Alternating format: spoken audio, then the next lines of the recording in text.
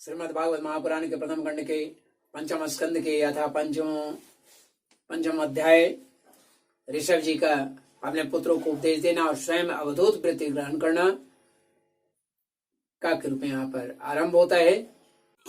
ऋषभ देव जी कहते हैं कि इस पुत्रों इस मर्त्य लोक में ये मृत्यु लोक है और इस मृत्यु लोक में यह मनुष्य शरीर दुख में विषय भोगी प्राप्त करने के लिए ही नहीं, चूंकि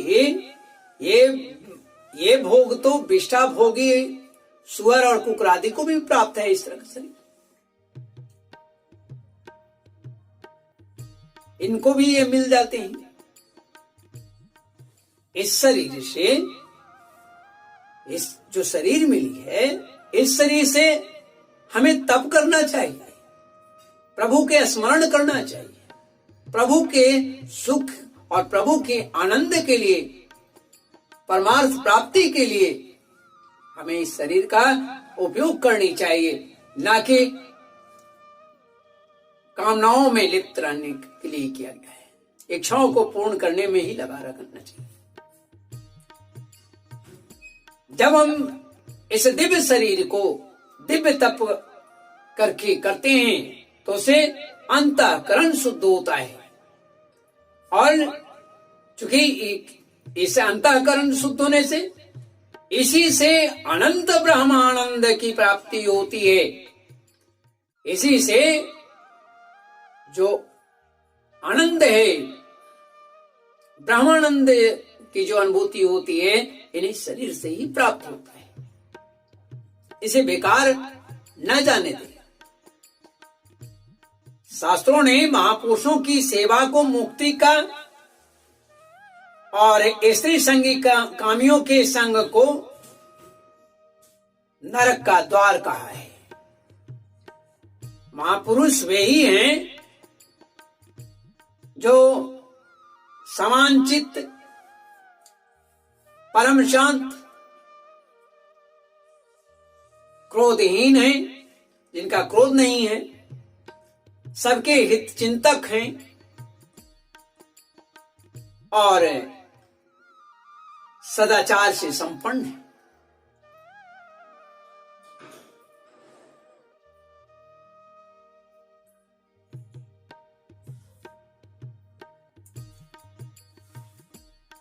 अथवा मुझे परमात्मा के प्रेम को ही जो एकमात्र पुरुषार्थ मानते हो, मुझ परमात्मा को प्रेम को ही एकमात्र पुरुषार्थ मानती हूं, केवल विषयों की ही चर्चा करने वाले लोगों में तथा स्त्री पुत्र और धनादि सामग्रियों से संपन्न घरों में जिनकी अरुचि है, रुचि नहीं रह गई हो और जो लौकिक कार्यों में केवल शरीर निर्वाह के लिए कार्य करता हो, उसमें प्रवृत्त हो,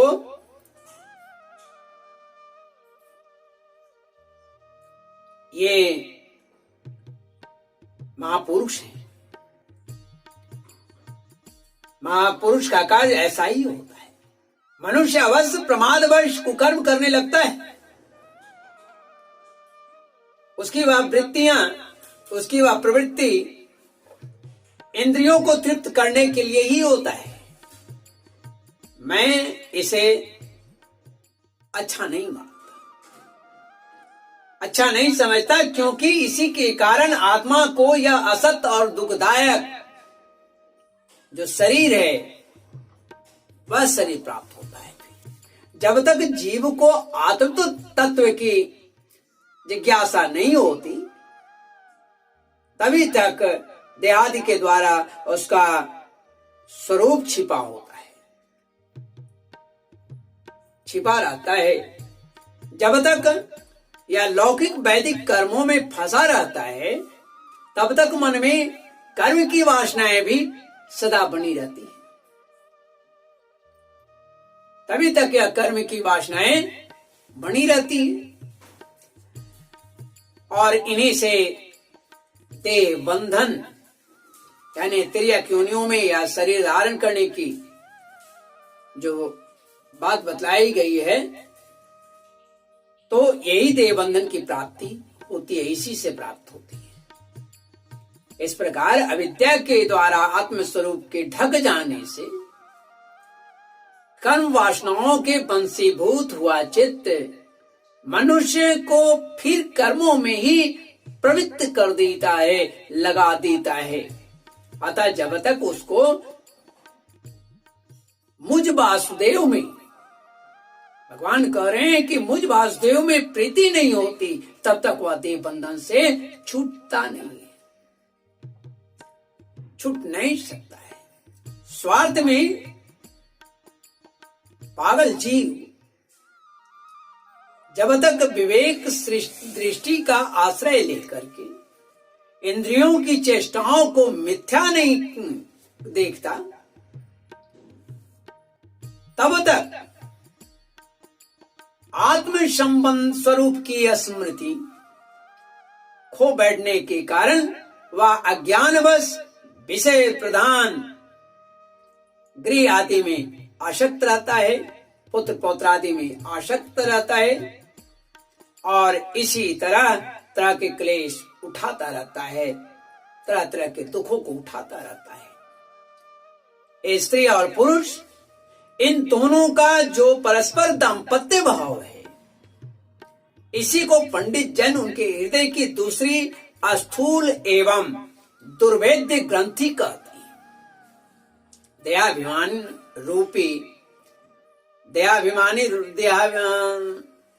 देहाभिमान रूपे एक एक सूक्ष्म ग्रंथि, तो उनमें अलग अलग पहले से है ही। इसी कारण जीव को देहेंद्रियादि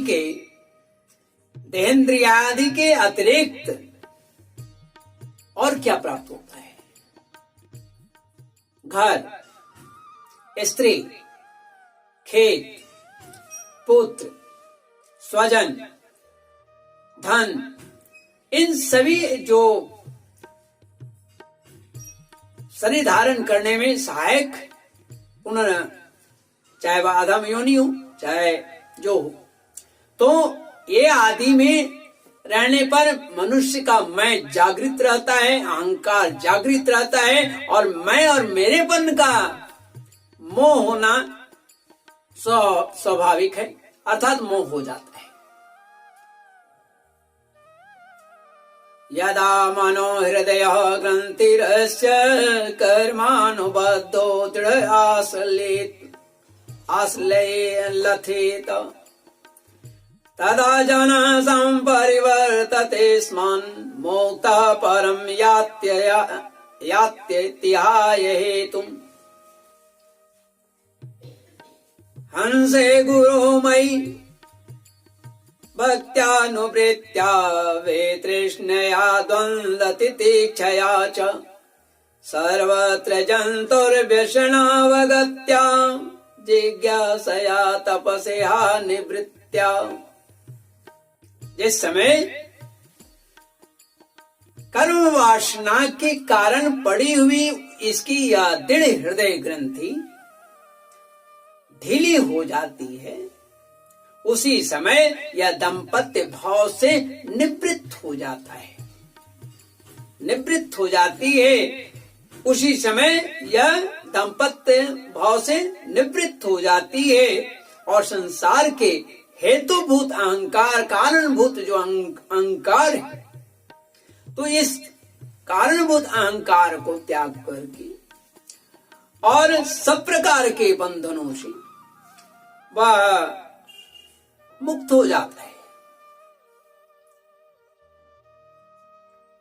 ये अपने ऋषभदेव जी महाराज अपने पुत्रों को समझा रहे हैं, कहते हैं कि पुत्रों, ये जो संसार सागर है, संसार सागर से पार होने के लिए,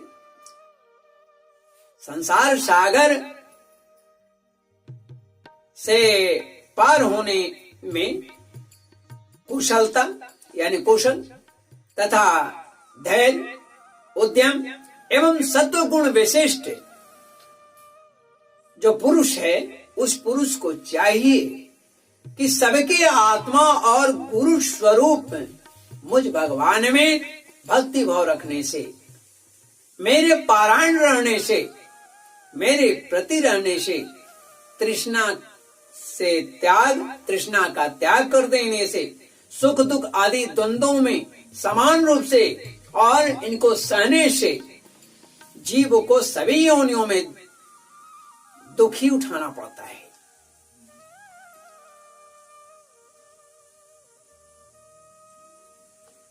इस विचार से, तत्व जिज्ञासा से तो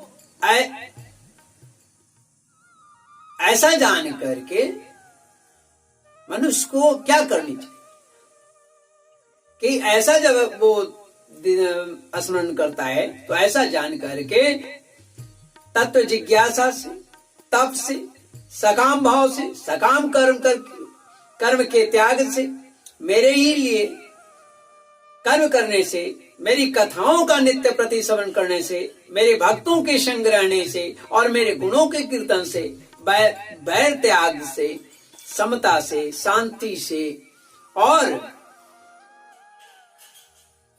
घर आदि में तथा शरीर तथा घर आदि में मैं और मेरेपन के भाव को त्याग करने की इच्छा से, अध्यात्म शास्त्र के अनुशीलन से,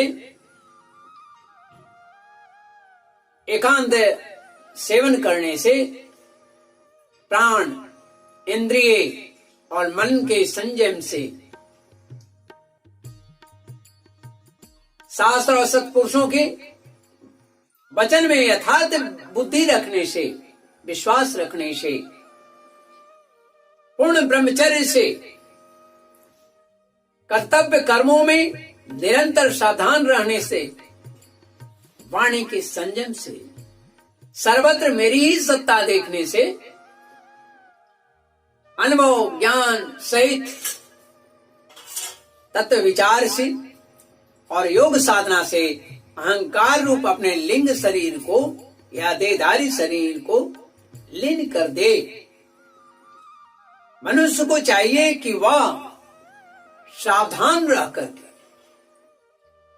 मनुष्य को चाहिए कि वह सावधान रह करके अविद्या से प्राप्त इस हृदय ग्रंथि रूपी जो बंधन है उसको शास्त्रोक्त विधि से, शास्त्रोक्त रीति से, इन साधनों से के द्वारा भली भांति काट डाले, क्योंकि यही कर्म संस्कारों के रहने का स्थान है। बाद में यानी तदंतर साधन का भी परित्याग कर, बाद में उस साधन का भी परित्याग कर दे। मेरे अनुग्रह की प्राप्ति ही जिसकी इच्छा रह गई हो या मेरे अनुग्रह की प्राप्ति को ही परम पुरुषार्थ मानता हो, वह राजा हो तो अपना अबोध प्रजा को, गुरु हो तो अपने शिष्यों को, पिता हो तो अपने पुत्रों को ऐसी ही शिक्षा दे। अज्ञान के कारण यदि वे उस शिक्षा के अनुसार न चल करके कर्म को ही परम पुरुषार्थ मानते हैं, अगर कर्म को ही पुरुषार्थ मानते रहे तो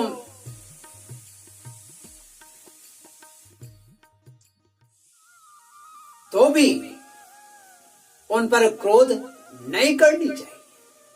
क्रोध न करके बल्कि उन्हें समझा बुझाकर सच्चे मार्ग पर लानी चाहिए।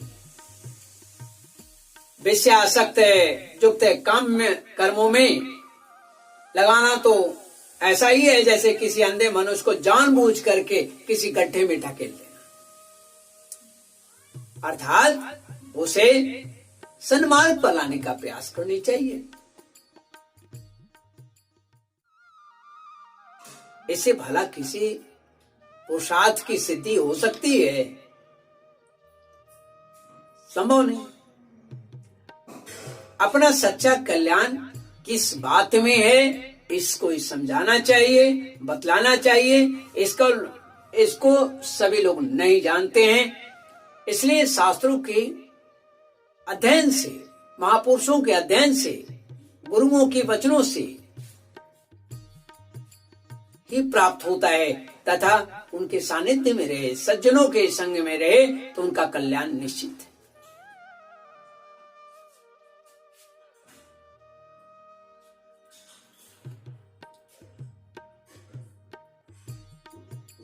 इसी से वे तरह तरह के भोग कामनाओं में फंसकर तुच्छ क्षणिक सुख के लिए आपस में बैर ठान लेते हैं और निरंतर विषया भोग में आसक्त रहते हैं, लगे रहते हैं, प्रयत्न करते रहते हैं उसके प्राप्त करने के लिए। तो अगर ऐसा भी करते हैं तो या वे मूर्ख हैं, अहंकारी हैं,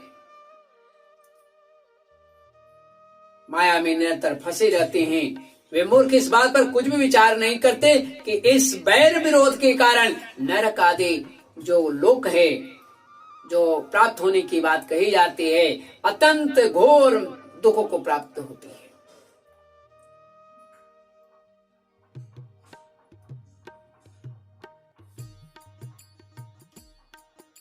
कस्तं स्वयं तद विगो विपश्चित्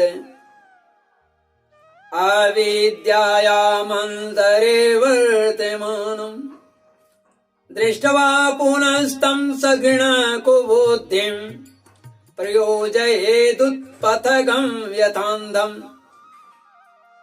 गड्ढे में गिरने के लिए उल्टे रास्ते पर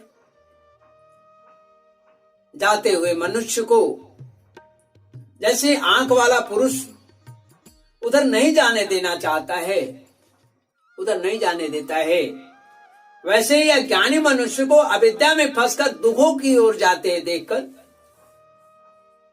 दयालु पुरुष, महात्मा पुरुष, भगवान का भक्त कभी भी उसे उस विषयों की ओर जाने नहीं देता है। विषयों रूपी जो कुआं है उसकी ओर वह जाने देना नहीं चाहता है। जानबूझकर ऐसा दयालु कौन ज्ञानी पुरुष होगा जो उसे उसी राह पर जाने दे या उसको जाने दे या उसे प्रेरणा दे, हाँ ठीक है जाओ, बहुत अच्छा है। तो ज्ञानी पुरुष कभी इस तरह का गलती नहीं करते। इसलिए सदा सन्मार्ग पर ले जाने वाले का मित्रता फलीभूत होता है, अच्छा होता है। गुरुर्न स स्यात् स्वजनो न स स्यात् पिता न स स्यात् जननी न स्यात् पिता न स स्यात् जननी न सा स्यात् दैवं तत्स्यान्न पति च स स्यान् न मोचेद्य समुपेत मृत्युम। जो अपने प्रिय संबंधी को भगवत भक्ति का उपदेश देकर मृत्यु की फांसी से नहीं छुड़ाता, वह गुरु नहीं है, स्वजन नहीं है, वह पिता नहीं है, वह माता नहीं है, इष्ट देव नहीं है और पति नहीं है।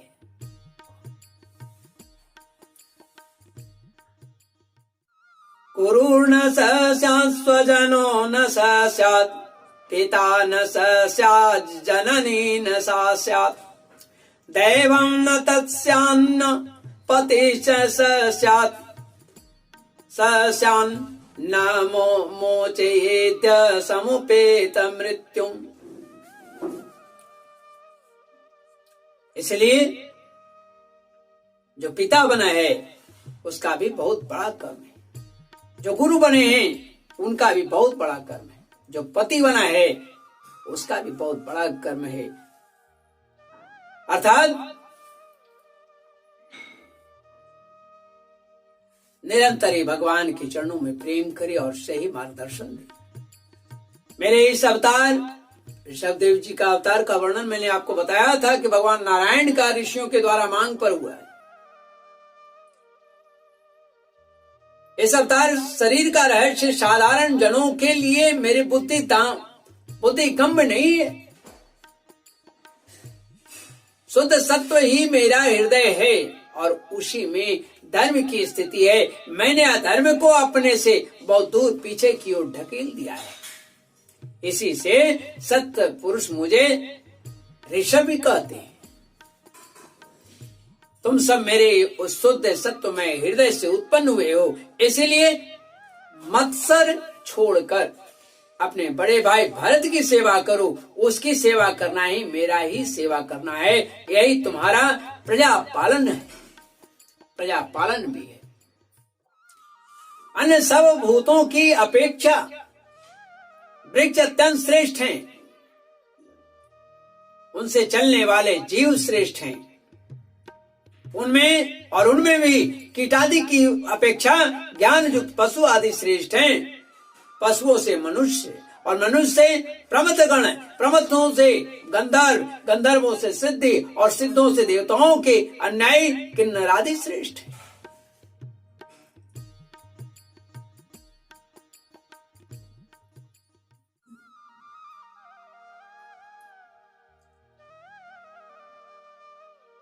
भूतेषु विरुद्धभय ओदुत्तमा ये सरीसृपास्तेषु सबोधनिष्ठा।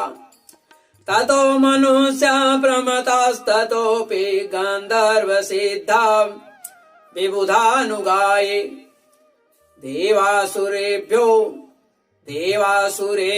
प्रभवत् प्रधाना दक्षादयो ब्रह्मसुतास्तु तेषाम्। भव परसोऽथ वीरिञ्च वीर्य समत्परोऽहं द्विज देव देव। भगवान ऋषभ देव जी कहते हैं, हे पुत्रों,